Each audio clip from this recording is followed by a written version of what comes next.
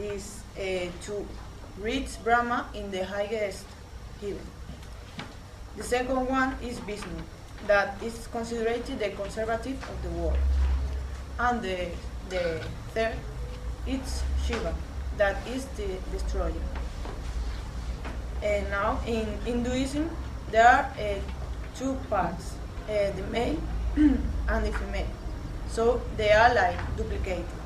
So it's most difficult to understand.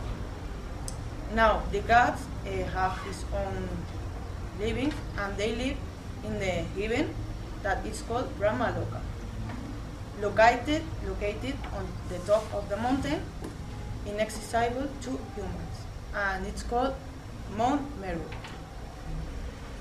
Now, about reincarnation, Hindus believe it because when he died, a person of India died, his soul goes to another body.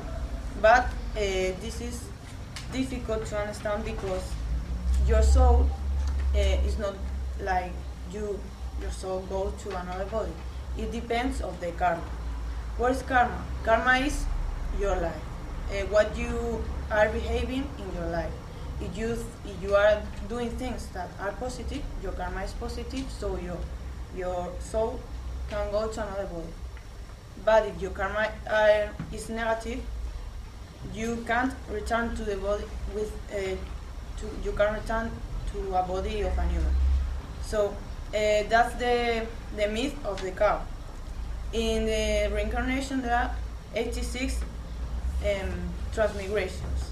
So that means that the highest point is the human soul. So when your soul dies and you have your karma positive, you are going to go to the heaven with Brahma, and that's the objective. But before the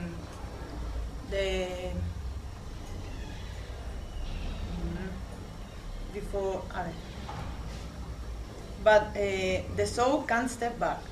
For example, if a man kills a cow, he's reduced to the status of a demon, and that person, when he dies, will have to start his process as demon form, and it's the lowest. So he will have to do this process to the highest point, that is the human.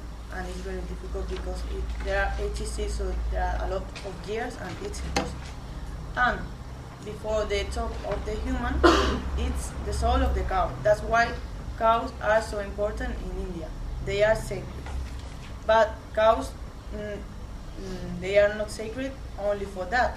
This is because they have in his body 330 million of guts. And it's important because in India there are a lot of cats. And another important factor is because in India people are vegetarian, so they can eat cows. So it's an excuse to not to eat cows. And there are another things that are sacred in India, like for example the Ganges River in India. Another animals like cattle, horses, or snakes, and the 7 sacred cities that are Ayodhya, Varanasi, Dwarka, Haridwar, Kanchipuram, Mathura, and Ujjain. And the last thing is the society and breeds. I have said before that Hinduism are linked with society and breeds. That's why, like my colleague has said before, it's because each human has been created for a part of Brahma, and Brahma is the most important. Brahma? This is Brahma. And depending on the part of the body they were created, they are for one breed of caste or another breed. The most important breed, the Brahmins, that are the priests, and they have been created of the mouth, from the mouth. Now, after we have caste triyas, they are military and political class, and they have been created from the shoulders of Brahma. After, we have Baishias, that are merchants, artisans, and agriculture and livestock, and they have been created from the hips and Brahma. And the last one, the Sudras, that are slaves, and they have been created from Brahma's feet. After the priests, we have the pariahs, or the untouchables, that they are even considered, even a case, because if they haven't been created for one part of Brahma, it means that they aren't of the society. So they are begging in the street, they are poor, and they are the worst of the society, because they even are considered of the part of the society. And I think it's all for Hinduism. Thank you. Okay, hello everybody. I'm Dr. Morales, and I'm going to speak about typical clothing typical of India. On the one hand, women in India using the known sari, which are traditional dress from the ancient Vedas. As you can see from the picture, it's made of silk or cotton, and is between 5 or 6 meters long and 1 meter 20 wide. In other areas, the women wear salwas, which are silk trousers and a tunic. These clothes are typical in mountains of northern India, and are more comfortable than the traditional sari. Everybody have ever seen an image of Indian woman with a red dot on the forehead. This red dot is called kumkum.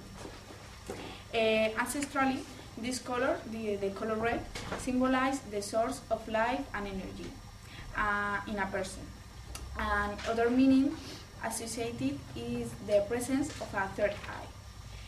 If a woman takes him or not, denotes the women's marital status, single or married, because widows are not. On the other hand, dhoti is the traditional garment for men in India. It's a rectangular piece of cotton and is between 5 or 6 meters long and 1 meter 20 wide, like the sari.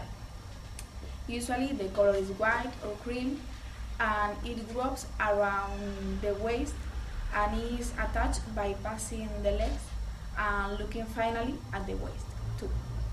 To conclude, I'm going to speak a little about the importance of color in Indian culture. For example, people, according to the color of sari, could recognize the caste they belong. India is the place of the world most holidays are celebrated, and all of them, the color is very important. Like Festival of Holi. Holi is the funniest festival of India, and the festival is to throw a mixture of different dye colors, and there is no distinction between caste or between women and men. And it's all for today. Thank you very much. Thank you very much.